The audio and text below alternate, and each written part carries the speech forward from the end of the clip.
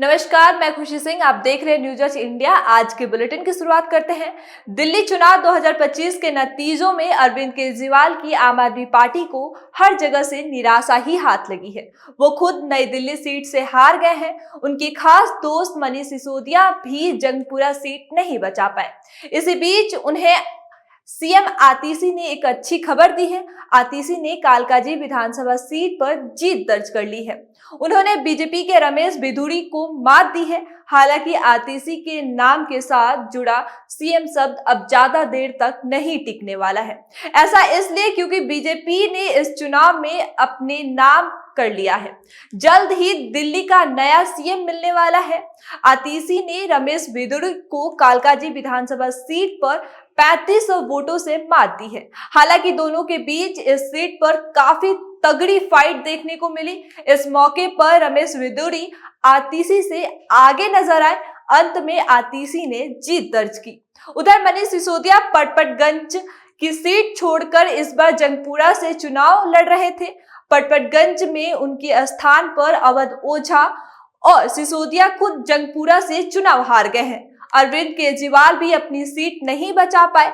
प्रवेश वर्मा ने उन्हें नई दिल्ली सीट पर मात दे दी है।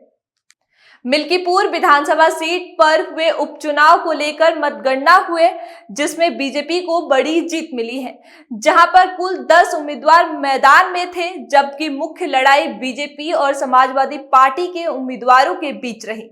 हालांकि बीजेपी के चंद्रभानु बड़ी जीत से आगे निकल गए हैं, तो वहीं बीजेपी नेता ओपी राजभर ने मिल्कीपुर और दिल्ली चुनाव के नतीजे पर बयान दिया।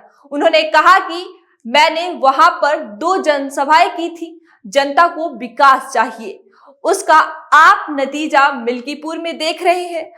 सपा जीतती है तो कुछ नहीं कहेगी, हार पर सब बोलते हैं। दिल्ली में पीएम मोदी के नेतृत्व में जीत मिली है।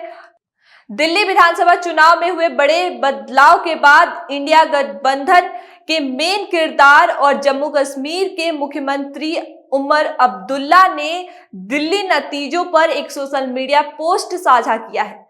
उमर अब्दुल्ला ने लिखा कि और लड़ो आपस में। इसके जरिए उन्होंने इंडिया गठबंधन के बीच चुनाव में जाहिर होने वाले मतभेद पर कटाक्ष किया है। उमर अब्दुल्ला जम्मू कश्मीर के मुख्यमंत्री हैं। वह पहले भी जम्मू कश्मीर के मुख्यमंत्री साल 2009 से लेकर 2014 के बीच रह चुके हैं। वह मुख्यमंत्री के अलावा जम्मू कश्मीर नेशनल कॉन्फ्रेंस के उपाध्यक्ष भी हैं। दिल्ली विधानसभा चुनाव के परिणाम भारतीय जनता पार्टी के पक्ष में आगे है। आम आदमी पार्टी पीछे रह गई है। इसी बीच कांग्रेस नेता सुप्रिया श्रीनेत से जब इसे लेकर सवाल पूछा गया तो उन्होंने कहा कि आपको जीत दिलाना हमारी जिम्मेदारी नहीं है। उनसे पूछा गया आम आदमी पार्टी और इंडिया ब्लॉक के अन्य सहयोगियों की तरफ से बार बार यह सवाल उठाया जा रहा है कि अगर कांग्रेस साथ होती तो ये नहीं होता। सुप्रिया श्रीनेत ने जवाब दिया, आम आदमी पार्टी को जिताने का ठिकरा हमने नहीं उठाया है। आम आदमी पार्टी को जिताना हमारी जिम्मेदारी नहीं है। महाकुंभ पहुंचे राजस्थान के मुख्यमंत्री भजनलाल शर्मा। सीएम भजनलाल शर्मा ने आस्था की डुबकी लगाई। साथ ही पहली बार राजस्थान कैबिनेट की बैठक महाकुंभ में हुई। स्नान के बाद सीएम भजनलाल शर्मा ने 115 विधायकों के संग सेक्टर 6 में कैबिनेट की मीटिंग की। वहीं पूर्व केंद्रीय मंत्री अनुराग ठाकुर ने अपने पत्नी के साथ संगम स्नान किया। अभिनेता राजकुमार राव भी अपने पत्नी पत्रलेखा के साथ 7 फरवरी को आस्था की डुबकी लगाने पहुंचे और रात को गंगा आरती में शामिल हुए। दूसरी तरफ वाहनों की प्रयागराज शहर में एंट्री हो रही है। महाकुंभ से अखाड़े वापस जाने लगे हैं। इसके लिए नया ट्रैफिक प्लान लागू किया गया है। 8 फरवरी की रात 8 बजे से 9 फरवरी की सुबह 4 बजे तक वाहनों की एंट्री मिलेगी।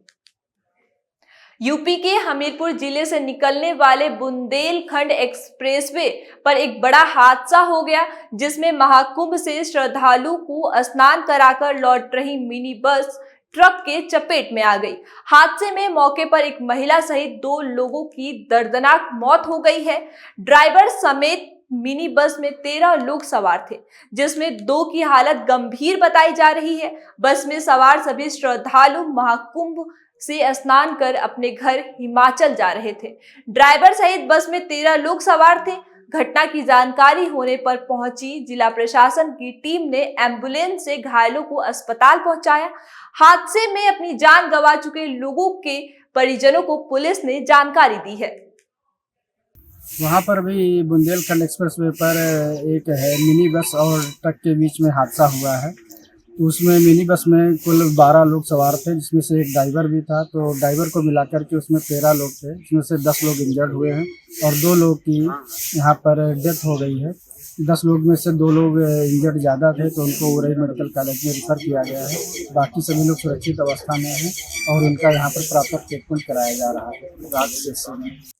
फतेहपुर जिले के निवासी शैलेंद्र उत्तम ने एक अनोखी कला का प्रदर्शन करते हुए भगवान श्री राम की 10 फुट ऊंची मूर्ति चावल से तैयार की है।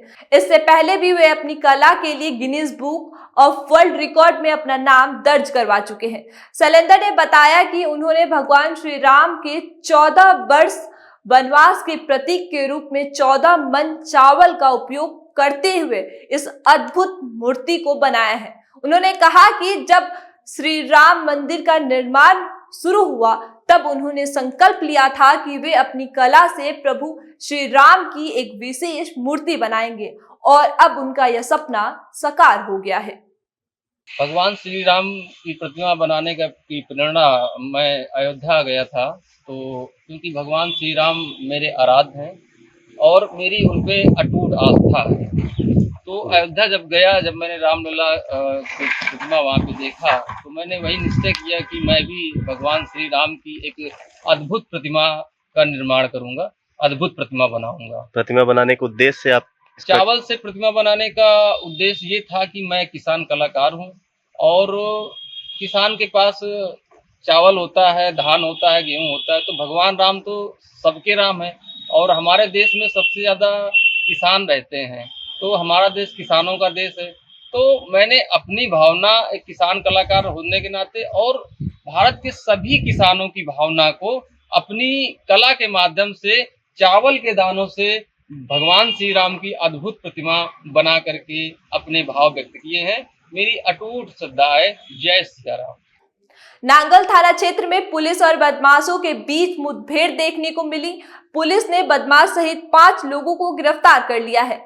पुलिस ने उनके कब्जे से चोरी का माल बरामद किया है। पकड़े गए बदमाश चोरी की घटना को अंजाम देने की योजना बना रहे थे। पुलिस ने मौके पर पहुंचकर बदमाशों की घेराबंदी की तो उन्होंने पुलिस पर फायरिंग शुरू कर दी। पुलिस द्वारा अपना बचाव करते हुए फायरिंग की, जिसमें एक बदमाश गंभीर रूप से घायल हो गया। पुलिस पूछताछ में बदमाशों ने बताया कि वो अपने साथियों के साथ मिलकर चोरी की घटना को अंजाम देते हैं। थाना नागल पुलिस को सूचना प्राप्त हुई थी कि एक छात्र अपराधियों का गैंग है, जिसमें 8 से 10 लोग हैं। ये लोग ग्राम सुंदरपुर बेहड़ा के पास में एक ट्यूबवेल के पास में इकट्ठे हैं, किसी घटना की फिराक में। ये सूचना पर पुलिस द्वारा मौके पर पहुंचकर घेराबंदी की गई और पुलिस मुठभेड़ के दौरान एक अभियुक्त को फायरआर्म इंजरी हुई है, जिसको उपचार हेतु जिला अस्पताल भेजा गया है। इसके साथ ही मौके से 4 अभियुक्तों को गिरफ्तार किया गया है और 3 इनके साथी मौके का फायदा उठाकर अंधेरे का फायदा उठाकर भागने में सफल रहे हैं। पूछताछ पर इनके द्वारा बताया गया कि 22/23 जनवरी की रात्रि में ग्राम सुंदरपुर में 2 घटनाएं हुई थी नकबजनी की। उसके संबंध में इनके द्वारा इकबाल किया गया है। उस घटना से संबंधित इनसे आभूषण बरामद किए गए, साथ ही उससे संबंधित कैश भी बरामद किया गया है। अभियुक्तों से पूछताछ की जा रही है। जो भागे अभियुक्त हैं उनके बारे में जानकारी की जा रही है और वैधानिक कार्रवाई कराई जाएगी। हल्द्वानी के इतिहास में अंतर्राष्ट्रीय स्टेडियम पूरी तरह खचाखच भरा रहा। स्टेडियम में लगी कुर्सियों के अलावा खाली जगह पर भी हजारों की संख्या में लोग खड़े रहकर उत्तराखंड और केरल का फुटबॉल फाइनल मैच देखने के लिए लोग दूर दूर से पहुंचे।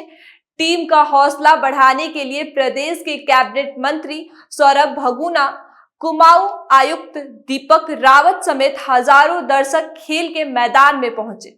90 मिनट तक चले फुटबॉल मैच में केरल ने उत्तराखंड को हरा दिया।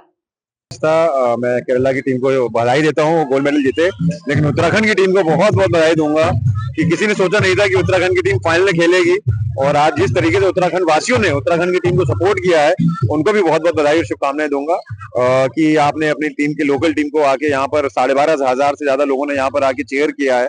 ये बहुत अच्छे संकेत है हमारे प्रदेश के लिए कि स्पोर्ट्स में उत्तराखंड आगे बढ़ रहा है। मैं प्रधानमंत्री जी का और खेल मंत्री जी का बहुत बहुत धन्यवाद करूंगा, केंद्रीय खेल मंत्री जी का, जिन्होंने उत्तराखंड जैसे छोटी हिमालयन स्टेट को नेशनल गेम्स होस्ट करने का गौरव प्राप्त करने का मौका दिया है।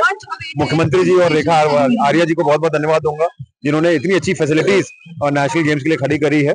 और समस्त स्पोर्ट्स पीपल को जो उत्तराखंड आए उनका स्वागत करता हूँ, और जितने भी उत्तराखंड के बच्चों ने मेडल जीता है उनको बधाई देता हूँ। लंढौर नगर पंचायत में उप जिलाधिकारी प्रेमलाल द्वारा नवनिर्वाचित अध्यक्ष और 9 सभासदों को पद की शपथ दिलाई गई। इस मौके पर अध्यक्ष डॉक्टर नसीम अहमद ने कहा कि लंढोरा की जनता का उन्हें यहां तक पहुंचाने में बड़ा सहयोग मिला है, वह इसे बेकार नहीं जाने देंगे। अब जनता के सुझाव से लंढोरा कस्बे का तेजी से विकास किया जाएगा। नया है कि 3 यहाँ की समस्या लंढोरा की। सबसे पहला मुद्दा है पानी की निकासी का, जो ने बोर्ड में प्रस्ताव भी रखा है वो। दूसरे नंबर है बच्चों का खेल मैदान का, एक राजकीय मैं क्या नाम डिग्री कॉलेज का है। लंढोरा की पहचान वो नहीं हो पाई जो होनी चाहिए थी, अब हो जाएगी, 2025 से हो जाएगी। ऐसा क्या जादू की गुड़िया है आपके 5 साल में? हमारी मेहनत है 11 साल की। कुछ अलग नजारा देखने अलग ही आपको लग जाएगा पता 6 महीने के अंदर। अच्छा, डॉक्टर नसीम जैसे आए जी, आपको जी, मौका दिया जनता जी। ने, आपने लोगों से बहुत बड़े बड़े वादे भी किए हैं। जो वादा करे पूरे करेंगे। इस बुलेटिन में इतना ही। आगे खबरों के लिए देखते रहिए न्यूज वॉच इंडिया। शुक्रिया।